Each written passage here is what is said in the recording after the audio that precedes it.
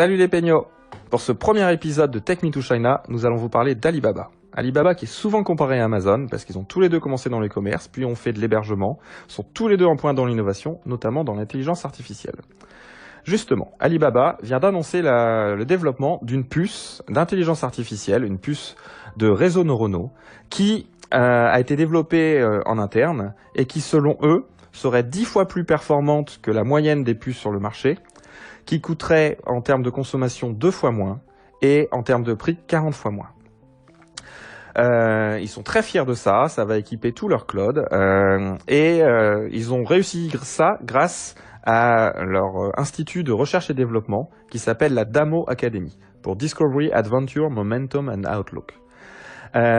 Cette DAMO Academy elle a pour but d'attirer le maximum de talents à travers le monde. Ils vont s'ouvrir dans 7 villes à travers le monde. Pour Alibaba, la recherche et développement, c'est ce qui va leur permettre de réussir dans le futur.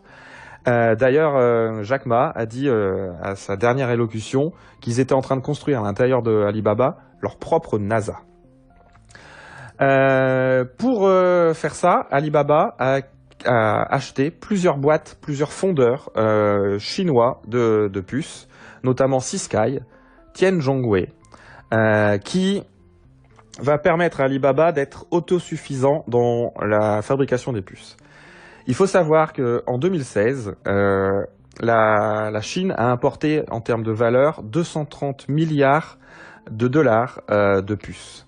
La Chine est totalement dépendante de la technologie américaine pour tout ce qui est les puces. Ce contexte-là d'être autosuffisant sur la dizaine de puces vient sur un plan du gouvernement qui est de faire le Made in China 2025. Ils veulent absolument devenir indépendants sur toutes ces technologies de pointe. Les États-Unis, de leur côté, ont aussi peur de se faire voler toute leur technologie. Notamment, le département de commerce américain vient de décider qu'il y aurait l'interdiction pendant 7 ans pour les compagnies américaines de vendre des composants à ZTE. ZTE étant le manufactureur, l'équipementier en télécommunication le plus important au monde, tout ce qui est antenne, réseau, etc. La guerre économique se joue aussi par là et il est très important pour la Chine et aussi pour Alibaba de réussir ce switch et de devenir indépendant sur cette technologie-là. Voilà, j'espère que ce premier épisode vous a plu et on se reparle bientôt sur Take Me to China.